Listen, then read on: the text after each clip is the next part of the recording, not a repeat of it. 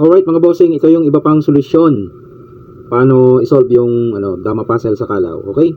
Ayan ang forma, no? Dahil tayo naka Luzon board, Luzon muna ating ide-demo. Pwede namang maging Visayas board, no? Yung hindi aware sa ganitong board, dapat mag-research kayo. Dahil Kalaw Manila ay Luzon board ang gamit, ano?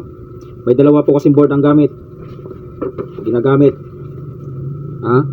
Kapag sa Luzon of Metro Manila, ganito ang board. Okay? Ayan. Nasa kanan ang center. Kapag naman Visayas at Mindanao, ito naman. Nandito na. Nasa kaliwa na ang center. Kaya kung hindi ka hindi mo alam, mag-research. Meron kasi nagsasabi mali ang plaster. Mali, tama. Luzon board nga eh. Okay.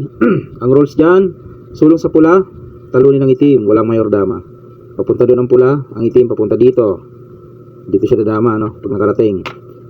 So, sa mga video na pinakita, kapag ito ang key-mob na ginawa mo, pinabalik mo, ay matatablahan ka ng bangka. Okay? Kaya naman, pakita natin ang mabilis na, may mabilis dyan na way, para matalo ang itim. Okay? Ang key-mob mo lamang ay dito, 314. No choice siya kundi pumasok. Diretso ka lang, iilag siya. Diretso ka lang, dito siya. Diretso ka lang, dito siya. Dito ka, yan. Mamimili siya saan dadama, Pwede dito, pwede dito.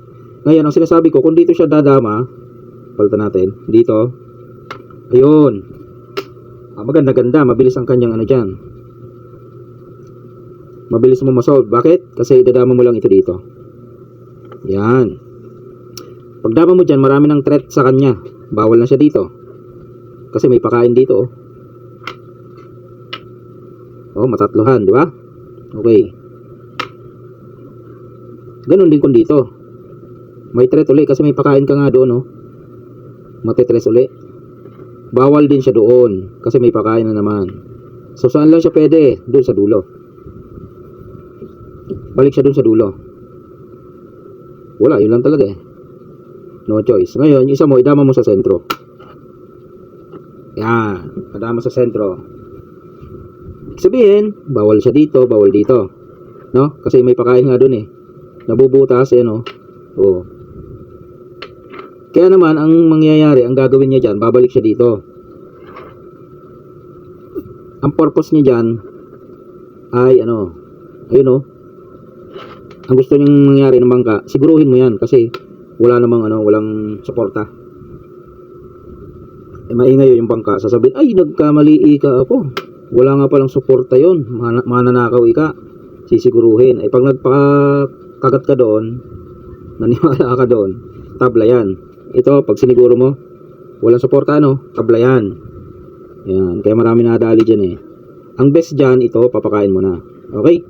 So, bago natin pakita to, yung tamang sulong, sa nagtatanong, bakit tabla? Wala namang suporta. Yan.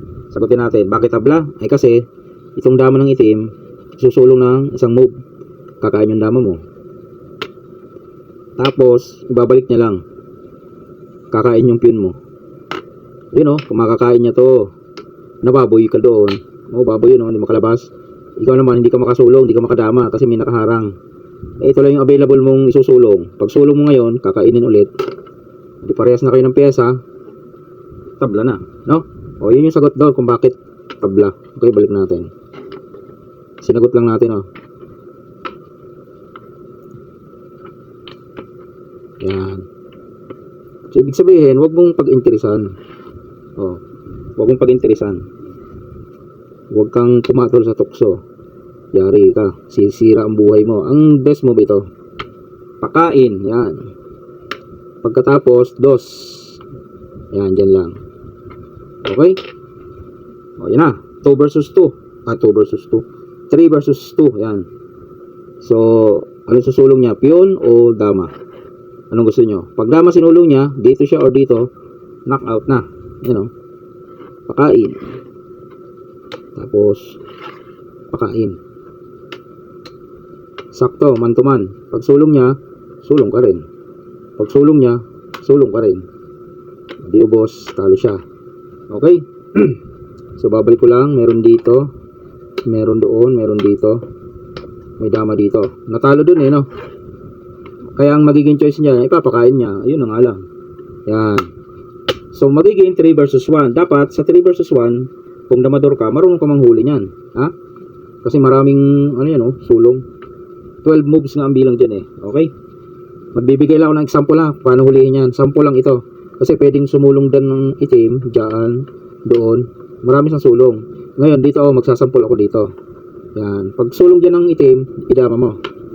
Yan, magbibilang na kayo. Kung napapansin nyo, yung pula, nagpo-form yan ng triangle. Yan ang guide mo dyan. So, itong dama, malamang dito lang ito, saka dito. No? Bawal naman siya dito Dalawang bagay, dito or dito. Pag doon siya, dito ka lang. Ayun. Kung dito siya, dito pa rin. Ganun lang naman yun Sige, dito tayo. Kunin mo na agad yun. Okay, so, saan ang sulong niya? Dito na lang at saka doon. Dulo-dulo na lang yan Okay? Pag dito siya sumulong, mag-form ka ng triangle. Triangle, pyramid. Oo. Balik ko lang Pag dito naman siya nagsulong, dito ka naman mag-form ng triangle. Yung triangle. Okay? Yan kasi ang guide mo balik natin. Dito siya sumulong. Dito ka mag-form ng triangle. Yan. Pag na-form mo kasi yung triangle na yan, mabilis na ang paghuli niya. Saan yan pupunta? Di ba?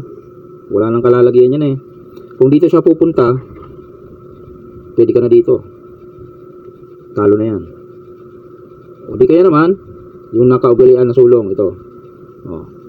Para pag alis, yun lang. Tapos atras.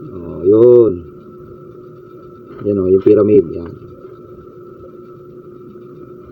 Kung dito siya, pwede naman to Pagbalik doon, di pabalikan mo rin.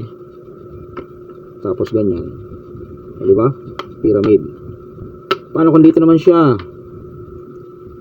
Huli na rin. Dito na rin. Kahit saan na siya lumagay, okay na, huli na. Yan. Sample lang yan kung paano mag-uuli ng 3 versus 1. Pag damador, talagang dapat marunong yan, Kasi pag di ka marunong, paano mahuli? Dito siya. Pakain. Tapos gano'n. Dito siya. Timing lang. Pag alis. Yan mga boss. Example lang yan na iba pang way ng paghuli dyan. O pag-solve dyan sa puzzle sa kalaw. Kung dito yung dumama, yung sinabi natin, kung dito dumama. Pag dito dumama, meron pa rin yan. May ibang version pa rin yan. May solusyon pa rin dyan. Okay?